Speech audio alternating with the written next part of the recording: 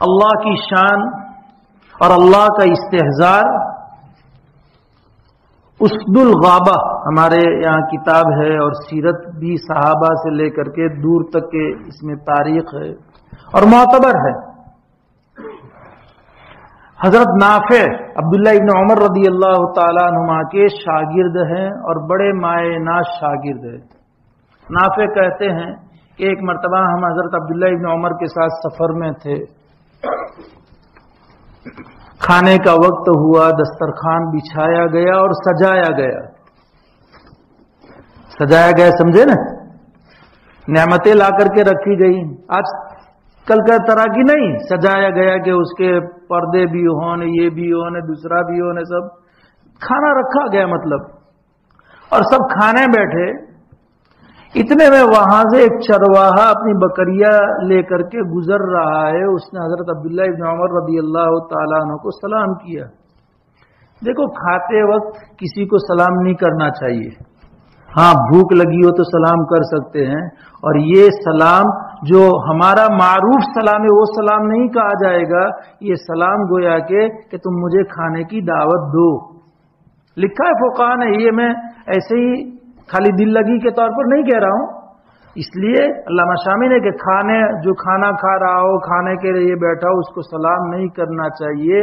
اگر آپ کو بھوک لگی ہے تو کر سکتے. تو چرواہے نے سلام کیا اور یہ کھانے بیٹھے. تو حضرت عبداللہ ابن عمر بھی ممکن ہے سمجھے ہو، اسے کھانے کی دعوت دی. اس نے کہا میں روزے سے ہوں. اور عبداللہ واقعے میں نقل کیا ہے، سخت تیز دھوپ، اور کہاں چرائے گا؟ گرین سٹی میں تھوڑی چرائے گا جانوروں کو، میدانوں میں، جنگلات میں، کھیتوں میں نا.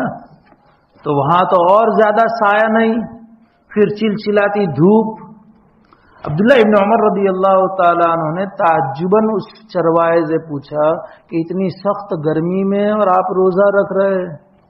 کہا کہ میں اپنے ایام کو وصول کر رہا ہوں، میں اپنے ایام کو وصول کر رہا ہوں. اور پھر اس نے یہ آیت پڑھی، فَكُلُوا وَاشْرَبُوا حَنِيًّا بِمَا أَسْلَفْتُمْ فِي الْأَيَّامِ الْخَالِيَةِ، کہ دنیا میں جو تم نے کیا ہے اس کے عوض کے طور پر آج خوب مزے سے کھاؤ اور پیو. اللہ کی طرف سے ارشاد ہوگا. تو یہاں بھوکا رہ کر کے وہاں کے لیے کھانے پینے کا نظم کر رہا ہوں. یہ اس چرواہے نے کہا. عبداللہ ابن عمر نے کہا یہ چرواہے کا جواب تو عجیب ہے، لاؤ اس کو اور آزمائے ہم. عبداللہ ابن عمر رضی اللہ تعالی عنہما نے اس سے کہا کہ ایک بکری قیمتاً ہم کو دے دو، ہم ذبح کریں گے، اور ذبح کرنے کے بعد اس میں سے تھوڑا گوشت تم کو بھی دیں گے تاکہ تمہارے افطار میں کام آ جائے. اس نے کہا کہ میں غلام ہوں، یہ بکریاں میری نہیں ہے، میرے سید یعنی میرے مولا کی ہے. تو کہا دے دو، مولا کہاں یہاں ہے، اور اسے کہہ دینا کہ بھیڑیا کھا گیا ہے تو پیسے بھی تمہارے کام آ جائیں گے. عبداللہ ابن عمر رضی اللہ تعالیٰ عنہ سے نقل کیا ہے کہ اس نے آسمان کی طرف اشارہ کر کے کہا فَأَيْنَ اللَّهُ، مولا نہیں ہے یہاں، وہ نہیں دیکھ رہا ہے. فَأَيْنَ اللَّهُ، اللہ کہاں، غائب ہے.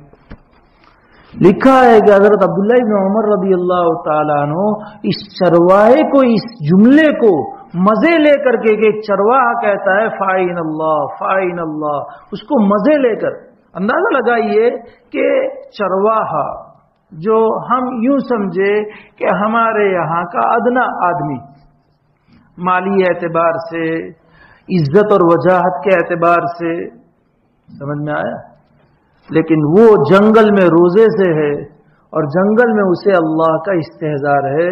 ہمیں مسجدوں میں بھی وہ استحضار نہیں ہے.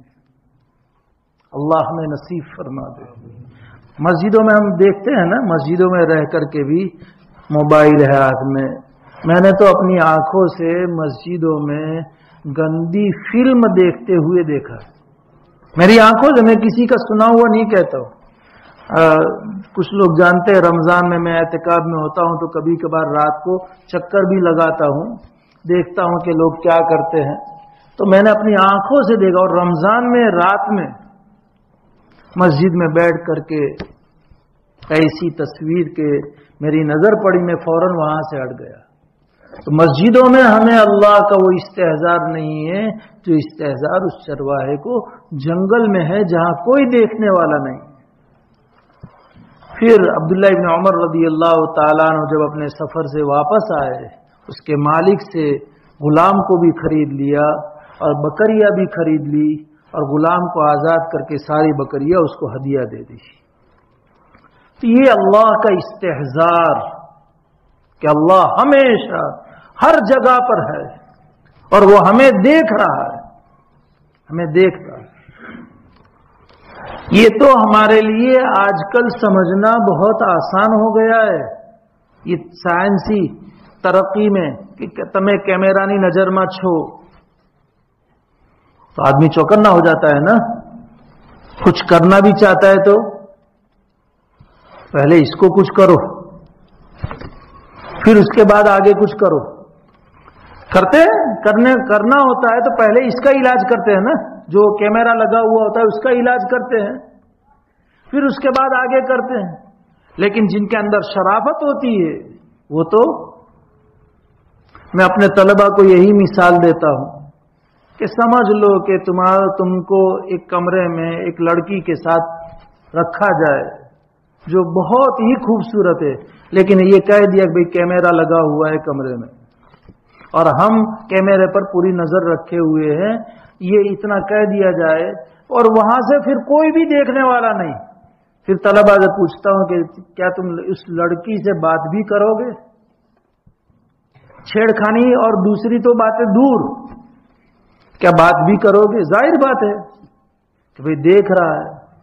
تو یہی استحضار اللہ کا اگر ہمیں نصیب ہو جائے، اور پیدا کرنے کی چیز ہے، پیدا کرنے کی چیز ہے محنت کر کے کہ استحضار، اسی لیے تو علم یعلم بان اللہ یرا، کیا وہ نہیں جانتا کہ اللہ دیکھ رہا ہے؟ آپ علیہ الصلوۃ والسلام نے مل احسان کے جواب میں یہی تو فرمایا نا۔ حضرت جبرائیل نے پوچھا کہ احسان کیا ہے، تو آپ نے کیا فرمایا؟ ان تعبد اللہ کأنک تراه فإن لم تكن تراه فإنه يراك، کہ یہ کہ اللہ کو تم دیکھ رہے ہو، اور اگر یہ مقام عالی نصیب نہیں ہو رہا ہے تو اتنا تو کم سے کم استحضار ہونا ہی چاہیے کہ میرا رب مجھے دیکھ رہا ہے۔ اور یہ صرف نماز کے ساتھ خاص نہیں ہے، ہر موقع پر انسان اس طریقے سے رہے کہ میں اللہ کو دیکھ رہا ہوں یا اللہ مجھے دیکھ رہا ہے، تو پھر معاصی کی جرأت ہوگی۔ تو اللہ سے یہ استحضار ہمیں مانگنا ہے، اور یہ استحضار اللہ کی بڑائی، لفظ اللہ، اسی لیے تو اسے اسم اعظم، گزشتہ بات آئی تھی کہ اسم اعظم کہا گیا ہے۔